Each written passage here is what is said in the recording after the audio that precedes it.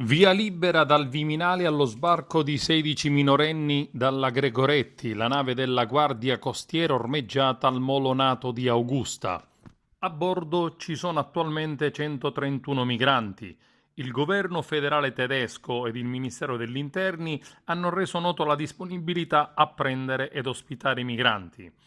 Un portavoce della Commissione europea aveva dichiarato in precedenza: non siamo nella condizione di dire quali e quanti paesi intendono prendere i migranti a bordo della nave Gregoretti, ma spetterà ai singoli stati comunicare la propria disponibilità.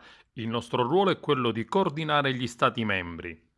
I migranti sarebbero partiti dalla Libia il 25 luglio scorso a bordo di alcuni gommoni.